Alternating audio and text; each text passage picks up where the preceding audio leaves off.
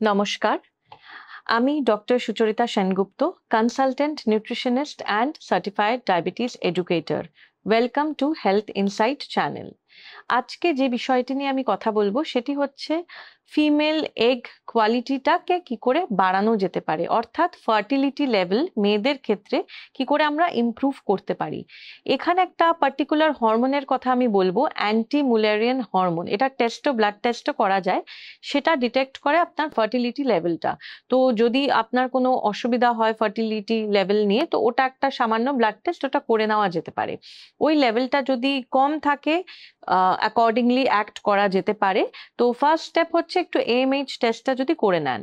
Second আমি বলবো pregnancy fertility নিয়ে কথা বলছি, তো প্রেগন্যান্সি চ্যাপ্টারটা আসছে, সেখানে আমি বলবো always go for planned pregnancy than unplanned. কেন কথাটা বলছি?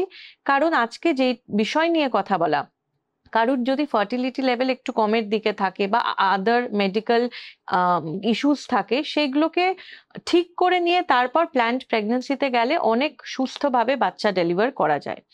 এবার আমি এক এক করে আসছি, তাহলে ফার্টিলিটি লেভেলটাকে কি করে বাড়ানো যেতে পারে। প্রথমেই হচ্ছে একটা হেলদি ব্যালেন্সড ডায়েট ফলো করতে হবে। ক্র্যাশ ডায়েট না, কেউ ওবেজ আছেন, ওভারওয়েট আছেন, crash diet short term achievable goals follow করে আপনি ওজন কমালেন, সেটা কিন্তু সাস্টেনেবল হয় না, তার সাইড এফেক্টসও আছে। সুতরাং হেলদি ব্যালেন্সড একটা ডায়েট, সাস্টেনেবল যেটা করা যাবে সেরকম ডায়েট ফলো করুন। সেকেন্ড হচ্ছেন একটা ideal healthy wait zone follow করুন, মানে কখনো 50 কেজিস, কখনো 70 কেজিস, কখনো 55, এরকম না, মেনটেন করার চেষ্টা করুন একটা আইডিয়াল ওয়েট। নেক্সট হচ্ছে নো টু স্মোকিং বা অ্যালকোহল বা যে কোনো রকম এক্সপোজার টু ক্যাফিন। এই জিনিসগুলোকে একটু যদি এড়িয়ে চলা যায় তাহলে খুব ভালো হয়। তারপর আমি বলবো ফিজিক্যালি অ্যাক্টিভ থাকার চেষ্টা করুন, যদি আপনার পক্ষে সম্ভব হয় 30 to 45 মিনিটস নিজেকে সময় দেওয়ার, ইন দ্য ফর্ম অফ কোনো রকম ফিজিক্যাল অ্যাক্টিভিটি করা, সুইমিং হতে পারে, ডান্সিং হতে পারে, ব্রিস্ক ওয়াক হতে পারে, ইনডোর এক্সারসাইজ হতে পারে, গো ফর দ্যাট। আর যদি দেখেন যে না আপনার যে ওয়ার্ক স্কেডিউল করা সম্ভব না, তাহলে অফিস থেকে ফেরার সময় যখন এক্সস্টন হলেও অতটা অসুবিধা হয় না, অফিস যাওয়ার সময় হাঁটতে বলছি না, কিন্তু অফিস থেকে ফেরার পথে যদি বাস স্টপ থেকে আপনার বাড়ি বা অফিস বিল্ডিং থেকে যদি বাস স্টপ বা কোনোভাবে যদি কিছু ম্যানেজ করা যেতে হয় আফটার ইয়োর ওয়ার্ক, তাহলে সেইভাবে জিনিসটাকে কিন্তু করা যেতে পারে। নেক্সট হচ্ছে স্ট্রেস ম্যানেজমেন্ট। স্ট্রেস একটা খুব ইম্পর্টেন্ট রোল প্লে করে কিন্তু ফার্টিলিটিতে। যত বেশি স্ট্রেস, টেনশন, অ্যাংশিয়াস থাকবেন, ফার্টিলিটি লেভেলকে কিন্তু সেটা এফেক্ট করবেন। চেষ্টা করবেন রিল্যাক্সড থাকার যতটা সম্ভব। কেউই আজকের দিনে পুরোপুরি স্ট্রেস ফ্রি নয়, কিন্তু তাহলেও যার লেভেলস গুলো অনেক বেশি তাদেরকে আমি বলছি একটু লেভেলগুলো ন্যাচারালি কমানোর চেষ্টা করবেন। নেক্সট হচ্ছে কিছু পার্টিকুলার সাপ্লিমেন্টস নিয়ে আমি কথা বলতে চাই। এটা র্যান্ডম ওভার দ্য কাউন্টার খাওয়ার মতো নয়।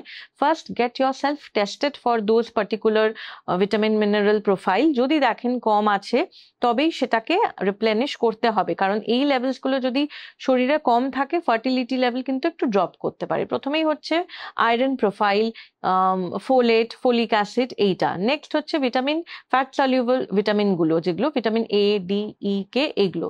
তাছাড়া জিঙ্ক আর সেলেনিয়াম। তাছাড়া কোএনজাইম Q10, যার মধ্যে B6, ভিটামিন B6, B12 পড়ছে। তো এই কিছু সাপ্লিমেন্টস গুলো যেন আপনার ডায়েটে থাকে, যদি আপনি এগুলোর ইনসাফিসিয়েন্সি বা ডেফিসিয়েন্সি জোনে পড়েন। এবার নেক্সট হচ্ছে কি কি ড্যামেজ করতে পারে বা কি কি harmful for the egg quality বা ফার্টিলিটি লেভেল।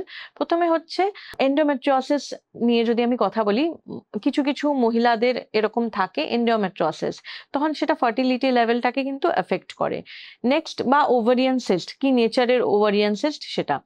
নেক্সট হচ্ছে কিছু ইনফ্ল্যামেটরি ফুডস হয়, যেগুলো ইনফ্ল্যামেশনটাকে, আপনার বডি যদি অলরেডি প্রোন টু ইনফ্ল্যামেশন, কিছু কিছু ফুড সেটাকে ট্রিগার করে দিতে পারে, কিছু স্পাইসেস কোনো পার্টিকুলার, সেগুলো অ্যাভয়েড করে চলা উচিত। নেক্সট হচ্ছে কোনো যদি ইমিউনোলজিক্যাল ডিসঅর্ডার শরীরের মধ্যে অলরেডি থেকে থাকে, অবভিয়াসলি এগুলো টেস্ট করে তবেই বুঝতে পারবেন, তাহলে সেই মতো আমরা অ্যাক্ট করতে পারি।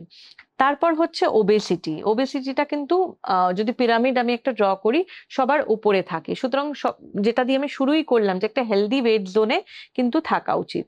নেক্সট হচ্ছে কোনো রকম ব্যাড হ্যাবিট বা ড্রাগ অ্যাবিউজ মানে ড্রাগ এক্সপোজারে নিজেকে না নিয়ে যাওয়া, যতটা সম্ভব এগুলো থেকে এড়িয়ে যাওয়া যায়, মানে স্মোকিং হোক, কোনো ক্যাফিনেটেড বেভারেজেস হোক, বা কোনো রকম জর্দা পান, আই মিন এরকম যে কোনো হ্যাবিটস যদি থেকে থাকে নিজেকে একটু ওখান থেকে বেরিয়ে আনা। নেক্সট হচ্ছে oxidative stress, which is again stress management নিয়ে যেটা বলছিলাম সেইটা পরে। তারপর হচ্ছে বয়স, বয়স যত বাড়বে ন্যাচারালি ফার্টিলিটি লেভেল তত কমবে। আইডিয়াল এজ বলে সেরকম কিছু হয় না যে 20 বছরটা আইডিয়াল এজ বা 25 বছর। ডেফিনেটলি আপনি সবকিছু দেখে নিয়ে when you feel you are ready for it, go for it, কিন্তু দেখে নিতে হবে বয়সটা যেন 35 অ্যাবভ হলে একটা ড্রাস্টিক ফল ডাউন করে এএমএইচ লেভেলে। তো বিফোর 35 এর মধ্যে যদি রিপ্রোডাকশন প্রসেসটা হয়ে যায় অনেক ভালো হয়। নেক্সট হচ্ছে অ্যাব্রাপ্ট সুগার স্পাইক, বা যদি কেউ ডায়াবেটিক হয়, অ্যাব্রাপ্ট সুগার স্পাইক আমরা দেখতে পারি ব্লাড গ্লুকোজ লেভেলে, সেটাও কিন্তু ড্যামেজ করতে পারে আপনার এগ কোয়ালিটিটাকে ইনডিরেক্টলি বা ডিরেক্টলি ফার্টিলিটি লেভেলকে। এবার আমি যদি স্পেসিফিক কিছু খাবার নিয়ে কথা বলি, কি খাবার খেলে ফার্টিলিটি ইমপ্রুভ করবে। ওভারনাইট কিছু ইমপ্রুভ করবে না, যেটা আমি 1 মাস খেয়ে গেছি তাও কেন কিছু হলো না। এটা আপনার ডায়েটে রেগুলার রাখতে হবে for a substantial period of time, 2-3 মাস এরকম করে করে যেতে হবে, তারপর দেখতে পারবেন নিশ্চয়ই তার বেনিফিট। প্রথমেই হচ্ছে নাটস, নাটসের মধ্যে স্পেসিফিক্যালি আমন্ডস অ্যান্ড ওয়ালনাটস নিয়ে কথা বলবো। নেক্সট হচ্ছে সিডস, সিডসের মধ্যে pumpkin seeds, melon seeds, sunflower seeds খুবই ভালো, এগুলো সবই রোস্টেড ফর্মে খাবেন, কাঁচা খাবেন না। নেক্সট হচ্ছে বেরিজ, উইন্টারের সময় এই শীতের সময় বেরিজ আমরা খুব দেখতে পারি, ব্লুবেরি, স্ট্রবেরি। তো যারা অ্যাক্সেস পাচ্ছেন এই ফ্রেশ বেরিজের, ক্যান্ড নয়, তারা সেটা কিন্তু অ্যাভেল করতে পারেন। নেক্সট হচ্ছে ওমেগা 3 ফ্যাটি অ্যাসিড নিয়ে যদি কথা বলি, vegetarian they can go for flax seed, roasted flax seed. যারা নন ভেজিটেরিয়ান তারা কিন্তু যে কোনো রকম মাছ, তৈলাক্ত মাছ যেটা ফ্যাটি ফিশ বলি, সেটা খেতে পারেন। তারপর কিছু যদি স্পাইসেস নিয়ে কথা বলি, টার্মারিক, সিনামন মানে দারচিনি, এগুলো খুব ভালো, আদা খুব ভালো, এগ এগ একটা খুব ভালো সোর্স অফ ফোলেট। তো ওই যে এগটা যদি বয়েলড ফর্মে খান বেশি উপকারিতা পাবেন রাদার দ্যান ফ্রাইড, পোচ বা অমলেট এই সমস্ত। শাক সবজি, শীতকালে শাক সবজিটা অনেক বেশি পান, ফ্রেশ পাবেন, তো ওই শাক সবজিটাকে ডায়েটে রাখার চেষ্টা করবেন। ম্যাকা রুট বলে একটা জিনিস হয়, সেটা সাপ্লিমেন্ট নিতে পারেন, সেটা গুঁড়ো ফর্মে পাওয়া যায়, ক্যাপসুল ফর্মে পাওয়া যায়, সেটা ডায়েটে রাখতে পারেন। আর কলা, কলাটাও কিন্তু একটা খুব ভালো ফ্রুট যার মধ্যে এই ওভিউলেশন বাড়িয়ে দেওয়ার একটা ক্ষমতা থাকে। তো আজকে যে বিষয় নিয়ে কথা বললাম সেটি হলো ফার্টিলিটি লেভেল কি করে আমরা ন্যাচারালি বাড়িয়ে রাখতে পারি, কিন্তু যে কোনো কিছু ওভার দ্য কাউন্টার খাওয়ার আগে, মানে ডায়েট ন্যাচারাল খাবার তো রাখছেন, কিন্তু এই ম্যাকারুট বা সাপ্লিমেন্টেশন এইগুলো ওভার দ্য কাউন্টার নেওয়ার আগে একজন কোয়ালিফাইড নিউট্রিশনিস্ট বা ডায়েটিশিয়ানকে দেখিয়ে তবেই কিন্তু আপনার ডায়েটে ইনকর্পোরেট করবেন। আজকের মতো এই পর্যন্তই। যদি এই বিষয়ে আরো কোনো আপনাদের ডাউট, কোয়ারিজ থাকে তো কমেন্ট বক্সে লিখে জানাতে পারেন। নমস্কার।